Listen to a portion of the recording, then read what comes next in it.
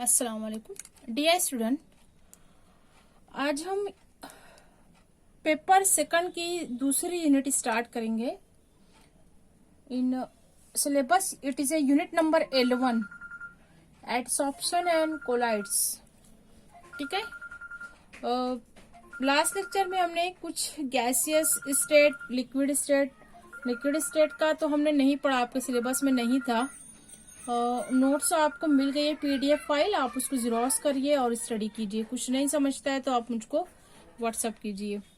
ठीक है। तो अब यहाँ देखेंगे इस यूनिट में ये कुछ नई टर्म नहीं है, आप लोग पढ़ते आए हो।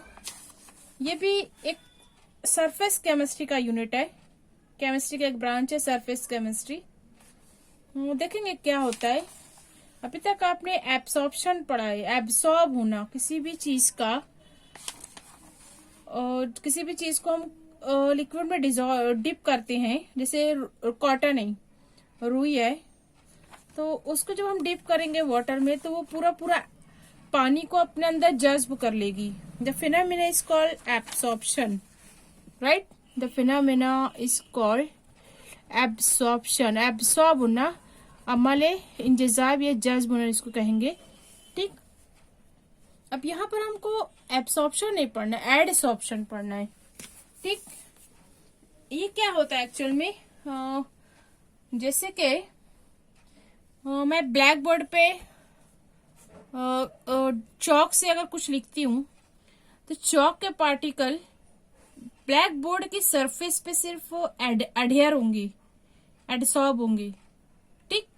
जब हम उसको रब करते हैं डस्टर से तो वो चौक के पार्टिकल रिमूव हो जाएंगे, तो that is called, simple words में दैट इज एडसॉर्प्शन। ठीक। और दूसरा एक है, बहुत ही इजी वे है इसको समझने का, आप ये एक्सपेरिमेंट घर पे भी कर सकते हो कि चौक को, इस तरह चौक को अगर हम इंक में, या आपका जो भी घर में ये होता है आपका नेल जो होता है कपड़ों पर डाई करने के लिए, तो ये आप डिप करते हो इस तरह नेल में, तो ये क्या हुआ, ब्लू कलर के जो कलर है, डाई है, वो चौक के ऊपर एडसॉर्ब हो गया। ठीक। जब इसको आप ब्रेक करते हो, देखिए यहाँ पर मैं बताती हूँ, आप उसको ब्रेक करके चौक को ब्रेक करोगे तो अंदर से ये व्हाइट है। ठीक। ये ब्लू कलर ऊपर सिर्फ इसके सरफेस पर चिपक गया है, एडहेयर हो गया है, अंदर जो है सिर्फ पानी के मॉलिक्यूल पहुंचेंगे, कलर नहीं पहुंचेगा। आप इसको चाहे तो सारी रात इसको डिप करके रख दो, सुबह में आप देखोगे तो यहाँ पर ये कलर जो सिर्फ ऊपर के सरफेस पे होगा, अंदर जो है कलर चौक जो है व्हाइट ही रहेगा। इस फेनोमेना को कहते हैं एडसॉर्प्शन। Is that clear? ठीक। तो इसके डेफिनेशन देखेंगे। एडसॉर्प्शन समझ में आ गया आपको। कोलाइड का है, हम ये एक्चुअल में दो पार्ट है इस यूनिट का। कोलाइड हम सेकंड पार्ट में ये एडसॉर्प्शन के कंप्लीट होने के बाद देखेंगे। तो यहाँ पर एब्सॉर्प्शन की डेफिनेशन है, the phenomena of accumulation of higher concentration of one substance on the surface of another substance। ठीक है। अब यहाँ पर higher concentration of one substance, यहाँ पर आप इंक ले सकते हो, इंक जो था वो बल्क में था, और दूसरा जो है उसका जो है सरफेस पर अडहेयर हो गया, दैट इज ऑन द चौक। ठीक। Is called adsorption. ठीक। आगे देखते हैं कि इसमें दो टर्म यूज होती है एडसॉर्प्शन के लिए। One is adsorbent, another is adsorbate. Generally 1 marks के लिए क्वेश्चन आता है, डिफाइन द टर्म में। देखेंगे यहाँ पे एडसॉर्बेंट, वो substance, the substance present on the surface of which adsorption takes place. ठीक। जो बल्क में होगा, जैसा कि हमने इंक लिया, वो क्या कहलाएगा, एडसॉर्बेंट। ठीक। Adsorbent, the substance present on the surface of which absorption takes place. Ink क्या थी, वो उसमें अडहेयर हुई। ठीक। नो सी, यहाँ पे आप ले सकते हो चौक जो है ब्लैक बोर्ड पे, आप उसको लोगे कि वो अडहेयर होता है। ठीक। सॉरी, यहाँ पे इंक जो है वो एडसॉर्ब होगी तो जो उसमें चौक है वो क्या होगा, एडसॉर्बेंट होगा। Is that clear? In the bulk, okay, जो ज्यादा लार्ज अमाउंट में होगा एडसॉर्बेंट कहलाएगा। Okay, now see adsorbate, the substance getting adsorb, ठीक है। अब जो एडसॉर्ब हो रहे हैं जैसा कि इंक पार्टिकल वो सरफेस पर अडहियर हो रहे हैं उसको कहेंगे एडसॉर्बेट।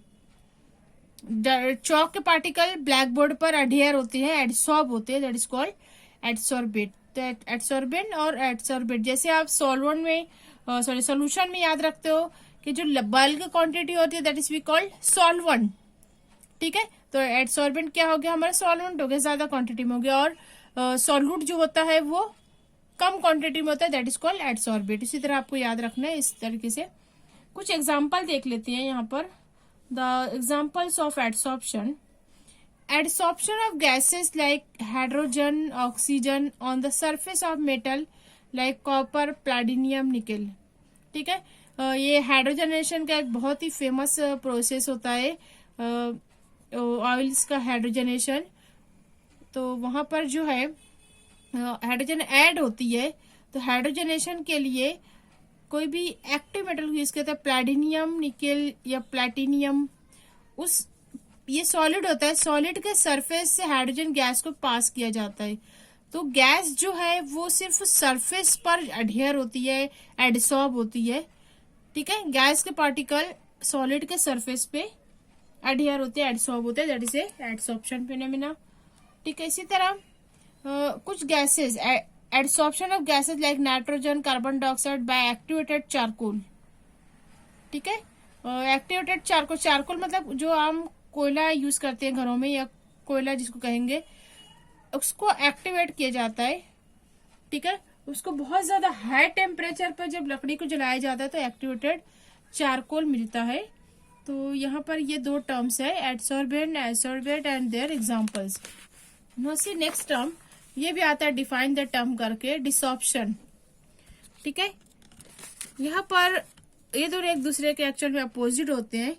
सी दैट डिसॉर्प्शन का मतलब होता है the process of removal of an adsorbate substance. Adsorbate जो है उसका निकालना, सरफेस से अलहदा करना डिसॉर्प्शन कहलाता है, ठीक है। एडसॉर्प्शन मतलब एडसॉर्ब होना, उसका इंक का जो है चौक के सरफेस पे इस तरह एडसॉर्ब होना, ठीक है। और उसका निकालना, इंक को अगर हम निकाल देते हैं चौक से तो वो कहलाएगा डिसॉर्प्शन। या चौक की एग्जांपल आप ले सकते हो, चौक को ब्लैक बोर्ड पे लिखा हमने, राइटिंग की, तो वो राइटिंग वर्क से चौक क्या हुआ, बोर्ड की सरफेस पर अडहियर हो गया है। जब हम डस्टर से उसको रब करते हैं, मिटाते हैं पूरा बोर्ड, तो वो क्या हो गया उस वक्त, डिसॉर्प्शन, ठीक है। It is opposite to the adsorption. Now next term, sorption. When both absorption and desorption occur simultaneously is called sorption। देखेंगे यहाँ पर दोनों एब्सॉर्ब भी हो रहा है और डिसॉर्प्शन भी हो रहा है, ठीक है। उसको कहेंगे हम ए सॉर्प्शन। देखिए यहाँ पर मैं ये चौक को जो एब्सॉर्ब इसको डिप कर रही हूँ, यहाँ पर ये इंक का ग्लास में इंक लिया है, ठीक है।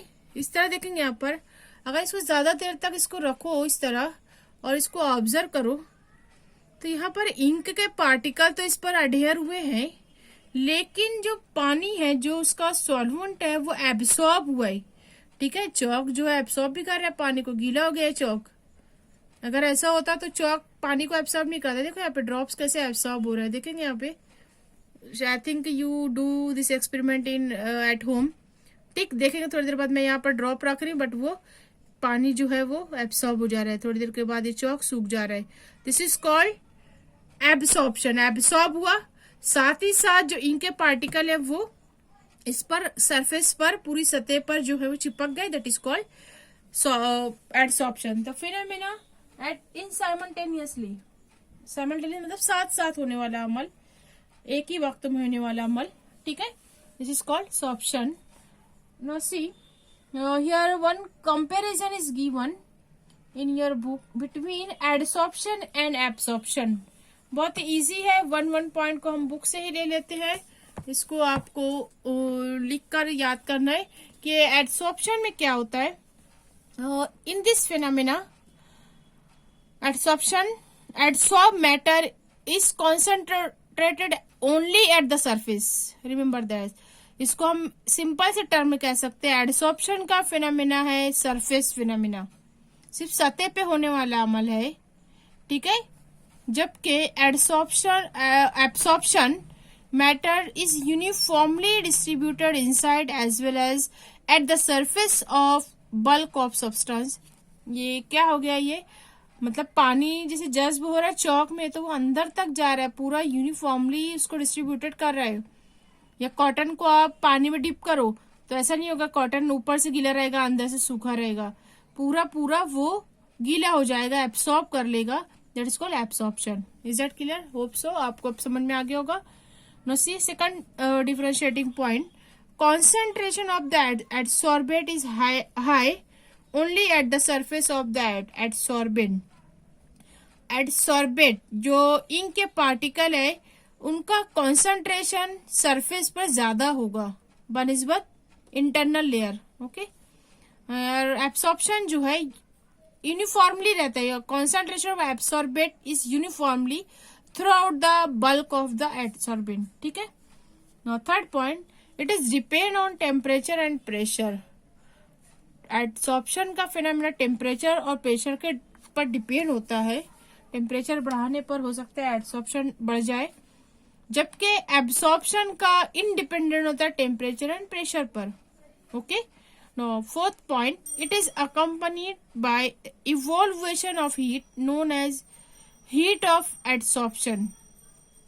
कुछ केसेस में कुछ एब्सॉर्प्शन के प्रोसेस में हीट इवॉल्व होती है तो उसको कहा जाएगा हीट ऑफ एब्सॉर्प्शन. जैसे हम कुछ रिएक्शन कर रहे हैं, कुछ प्रोडक्ट बना रहे हैं, केमिस्ट्री में आप बहुत सारे रिएक्शन देखोगे, कुछ हम रिएक्शन करके कुछ हम नया प्रोडक्ट बना रहे हैं तो आप उसको कहते हैं हीट ऑफ फॉर्मेशन.